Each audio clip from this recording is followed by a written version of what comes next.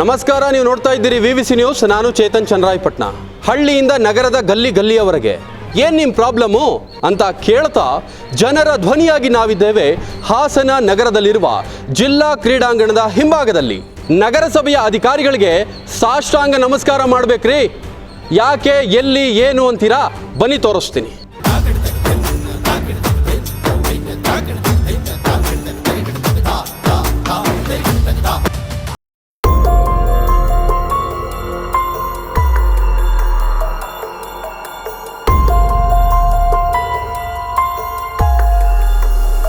ಮಕ್ಕಳು ಈ ವಿದ್ಯಾರ್ಥಿ ನಿಲಯದಲ್ಲಿದ್ದಾರೆ.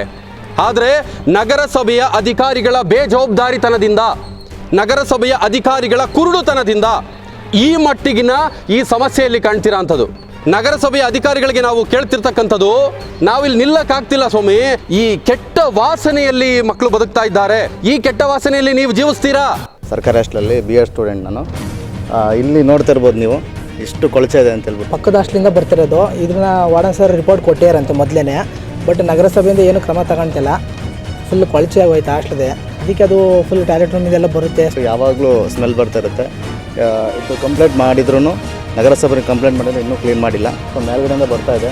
ಇದರಿಂದ ನಮಗೆ ತುಂಬ ತೊಂದರೆ ಆಗ್ತಿದೆ. ತುಂಬ ಜನ ಹುಷಾರಿಲ್ದೇ ಇರೋಂಥದ್ದು, ರೋಗ ರುಜಿನಗಳೆಲ್ಲ ಬರ್ತಾ ಇದೆ. ಸೊ ಇದನ್ನು ಆದಷ್ಟು ಬೇಗ ಕ್ಲೀನ್ ಮಾಡಿಕೊಡು. ನೋಡಿ, ಫುಲ್ ಗಲೀಜು ಹೊಡಿದೆ. ಈಗಂತೂ ಆ ಕಡೆ ಪಕ್ಕದ ಹಾಸ್ಟೆಲ್ ಹುಡುಗರು ಸಣ್ಣ ಮಕ್ಕಳೆಲ್ಲ ಇದ್ದಾರೆ, ಅವ್ರಿಗೂ ತೊಂದರೆ ಆಗುತ್ತೆ. ಅದಕ್ಕೋಸ್ಕರ ನಗರಸಭೆ ಇದ್ರ ಬಗ್ಗೆ ಒಂದು ಕ್ರಮ ತೆಗೆದುಕೊಳ್ಬೇಕು. ಮೇಲ್ಗಡೆಯಿಂದ ಹರಿದು ಬರ್ತಾ ಇರ್ತಕ್ಕಂಥ UGD ನೀರು ಇಲ್ಲಿ ಬಂದು ಬ್ಲಾಕ್ ಆಗಿದೆ. ಇಲ್ಲಿರ್ತಕ್ಕಂಥ ಮಕ್ಕಳು ಹೇಗೆ ಊಟ ಮಾಡ್ತಾರೆ ಸ್ವಾಮಿ ಈ ವಾಸನೆ ಕುಡಿತಾ? ಅಧಿಕಾರಿಗಳೇ, ನೀವು ಅರ್ಧ ತಾಸು ಇಲ್ಲಿ ಇರ್ತೀರಾ, ಈ ಜಾಗದಲ್ಲಿ ನಿಲ್ತೀರಾ, ಈ ವಾಸನೆ ಕುಡಿತೀರಾ ನೀವು? ಈ ಮಕ್ಕಳು ಹೇಗಿರ್ಬೇಕ್ರಿ? UGD ಇಂದ ಗಲೀಜ್ ನೀರೆಲ್ಲ ಬರ್ತಿದೆ. ನಾವು ಆಡಿರ್ತೀವಿ ದಿನಾಗ್ಲೂ. ನಮ್ಗೆ ಸಿಗೋದು 1 ಪೀರಿಯಡ್ 3 ಪೀರಿಯಡು, ಅದರಲ್ಲೂ ಸ್ಮೆಲ್ ಬಂದರೆ ನಮ್ಗೆ ಸರಿಯಾಗಿ ಆಟ ಆಡೋಕ್ಕಾಗಲ್ಲ. ಡೆಂಗ್ಯೂ ಎಲ್ಲ ನಾವು ನೋಡಿದ್ದೀವಿ, ಎಷ್ಟು ಬೇಗ ಹರಡಿ ಎಲ್ಲರಿಗೂ ಎಷ್ಟು ಮಕ್ಕಳಿಗೆಲ್ಲ ತೊಂದರೆ ಆಗಿದೆ ಅಂತ. ನಮ್ಮ ಸ್ಕೂಲಲ್ಲಿ ಗ್ರೌಂಡ್ ಇರೋದೇ ಇದೊಂದು. ನಾನು ನಮ್ಮ ಗೆಳೆಯರಿಂದ ಮತ್ತು ನನ್ನಿಂದ ಮನಪೂರ್ವಕವಾಗಿ ಕೋರ್ತಿದ್ದೀನಿ. ತುಂಬ ಗಲೀಜಿದೆ. ಮಕ್ಕಳೆಲ್ಲ ಇಲ್ಲಿ ಪಕ್ಕದಲ್ಲೇ ಆಟ ಆಡೋಕ್ಕಾಗಲ್ಲ. ಚಿಕ್ಕ ಮಕ್ಕಳು ಸರ್ ನರ್ಸರಿಗೆಲ್ಲ ಬರ್ತಾ ಇದ್ದಾರೆ.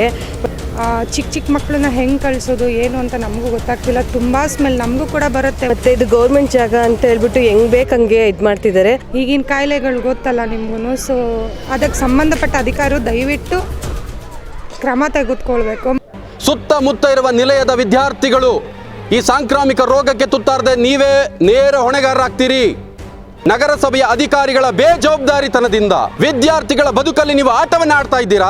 ಸುಮಾರು ದಿನಗಳಿಂದ ಕೆಟ್ಟು ನಿಂತಿದೆ, ಇಲ್ಲಿ ಕೆಟ್ಟ ವಾಸನೆ ಬರ್ತಾ ಇದೆ. ಇಲ್ಲಿನ ವಿದ್ಯಾರ್ಥಿಗಳು ಹೇಗಿರ್ಬೇಕು ಸ್ವಾಮಿ? ಪಕ್ಕದಲ್ಲಿರ್ತಕ್ಕಂಥ 300ಕ್ಕೂ ಹೆಚ್ಚು ಮಕ್ಕಳು ಹೇಗೆ ವ್ಯಾಸಂಗ ಮಾಡಬೇಕು? ಪಕ್ಕದಲ್ಲಿ ಜಿಲ್ಲಾ ಕ್ರೀಡಾಂಗಣ ಇದೆ, ಅದರ ಪಕ್ಕ ಯೂತ್ ಹಾಸ್ಟೆಲ್ ಇದೆ.